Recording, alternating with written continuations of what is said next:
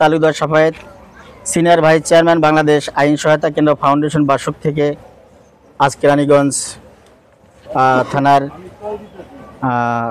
এলাকার নাম কোলাত ইউনিয়ন গ্রামে আমরা অবস্থান করছি। এখানে প্রিয় দর্শক, আমি আমার বক্তব্য শুরুতে আমি সবসময়ের জন্য কৃতজ্ঞতা জ্ঞাপন করছি বাংলাদেশ আইন সহায়তা কেন্দ্র ফাউন্ডেশনের সম্মানিত চেয়ারম্যান জনাব সাগরিক ইসলাম, প্রতিষ্ঠাতা পরিচালক মনিমোহন বিশ্বাস দাদা সহ কেরানীগঞ্জ জেলার ডিসি মহোদয়কে এবং কেরানীগঞ্জ এসপি মহোদয় সহ অফিসার ইনচার্জ সহ এবং এলাকার ফাঁড়ির যে আইসি মহোদয় সহ সকলকে এবং অত্র এলাকা যারা গণ্যমান্য ব্যক্তি আছেন সকলকে আমি কৃতজ্ঞতা জ্ঞাপন করছি।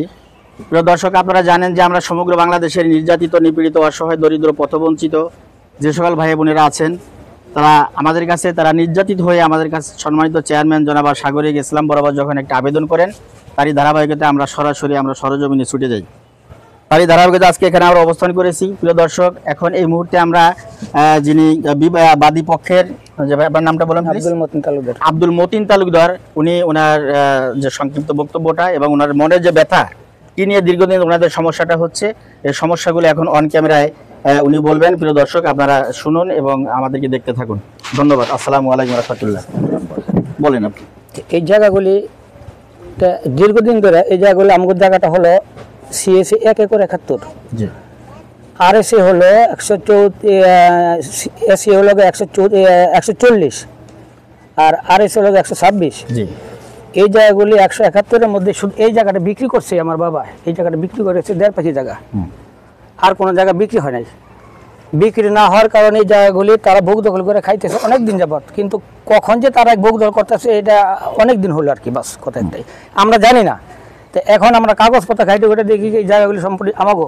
আমার দাদা আমার বাবারা ছোটকালে থুইয়া মানে মারা গেছে গা, আমার দাদা কইতে পারে না কি কথা বলছেন। তো এই জায়গাগুলি আমাকে পরে আমরা জানতে পারলাম, জানার পরে কাগজপত্র আমরা ঠিক করে আমরা ওই কোর্টে মামলা দিলাম। মামলা দেওয়ার পরে প্রথম কোর্টে মামলাটা খারিজ করে দিল ওই উকিলের মামলা সাজানোর কারণে। তারপরে কোর্টে আমরা রায় পেয়েছি, মানে জজ কোর্টে আপিলের রায় পাইছি। রায় পাওয়ার পরে তারা আবার আপিল করলো হাইকোর্টে। হাইকোর্টে আমরা রায় পেয়েছি। তারপরে তারা আবার পিটিশন করলো ওই সুপ্রিম কোর্ট। সুপ্রিম কোর্টে আমরা রায় পেয়েছি। এই 3টে করে রায় পেয়েছি। তারা এই জায়গা ছাড়বেই না, তারা আরও ভালো করে পুক্তভক্তি করে ঘর ঠর উঠে তারা মানে বসবাস করতেছে এই জায়গার মধ্যে। নতুন করে আবার একজন আইসে, ওই যে আলাউদ্দিন সাহেব, সেলিমের আব্বা, সে হলো কেমন করেন আওয়ামী লীগের বড় সভাপতি, কামরুল ইসলামের মানে কোয়েলাম নাই ওটা মানে বহুত বড় ইয়ার কি। আচ্ছা দেখ, সে এই জায়গাগুলি আরো দখল করে রাখছে, জোর জবরদস্তি করে এই মানুষগুলি সবই আটকে রাখছে। সে মানে ই করে রাখছে আর কি, বাধ্য করে রাখছে। কথা বলছেন, যা কয় তাই শুনে, তাই কয় তাই শুনে, জায়গা ছাড়বো না, আমাকে জায়গা ছাড়বো না, কোনো কিছু ইয়ে করবো না। কথা বলছেন, এই জোর জবরদস্তি করে এই জায়গাগুলি আটকে রাখছে। আর এই যে ঘরগুলি জোর করে এই কতদিনে করেছে। বাড়তি পাবেন জায়গা তো সব আমাকে রেকর্ডের জায়গা, 3 রেকর্ডের জায়গা দিলাম দখলে যেটা আছে তার থেকে বেশি। হ্যাঁ, আমরা রায় পাইছি 134। এর মধ্যে সম্পূর্ণ এখানে যে দাগগুলো আপনি উল্লেখ করছেন, জেল নাম্বার হলো 372, খতিয়ান নাম্বার 345, জমির দাগ নাম্বার 938, 940, 937, 941, 942, 725, 727, 729, 730, 724, 728। ঠিক আছে। জমির পরিমাণ হচ্ছে 1 একর 71 শতাংশ প্লাস 1 একর 40 শতাংশ। উক্ত জমি আবেদনকারীর পৈতৃক সম্পত্তি, আপনার মালিক, তাই না? জি, এটাই তো কথা। জি, আচ্ছা, আপনাকে বক্তব্য শেষ?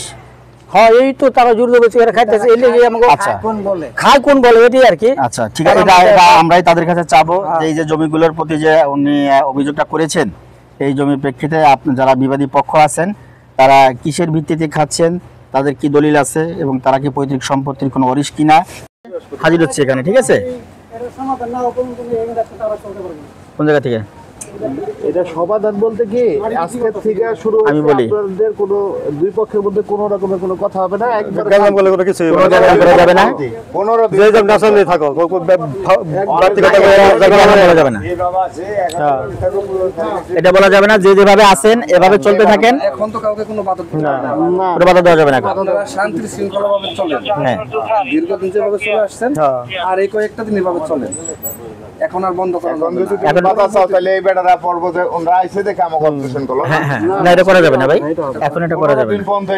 কোনদিন ভাবে এভাবে চলেন, ধৈর্য ধরেন, পরে কাগজপত্র দেখার পরে যেই সিদ্ধান্ত হয় সেই সিদ্ধান্ত রাইট সিদ্ধান্ত। বাস এখন 15 দিন পরে যদি মালিক আমি হয়ে যাই, হ্যাঁ। আমি যদি বলি যে না আমার জায়গার উপর এটাই পরে পরে আপাতত এখন আপনারা যেভাবে চলতেছে এভাবে শান্তি শৃঙ্খলাভাবে চলতে থাকে। তো একটা তারিখ রেখো, যে 13 তারিখ পড়ছে, তোমরা একটু জায়গাটা খানে কোনখানে বইবা নির্ধারিত করে 2-4-20 জন মানুষ বেশিও হইতে পারে। এই আগামী তারিখে রাস্তার ভিতর দিয়ে না একটা গোল জায়গায় সুন্দর দিয়ে ওখানে যেন আরো বসতে পারি আগামী তারিখটা। হ্যাঁ, এটা একটু পরিষ্কার করে রেখে সুন্দর করে আমাদের বসার ব্যবস্থা তাহলে আমরা শেষ করে দিই নাকি? শতখানি চেয়ার আনার ব্যবস্থা করবা এক জায়গার মধ্যে। হ্যাঁ, সুপ্রিয় দর্শক, আসসালামু আলাইকুম রহমতুল্লাহি ওয়া বারাকাতুহু। সবাই ভালো আছেন আপনারা? আলহামদুলিল্লাহ।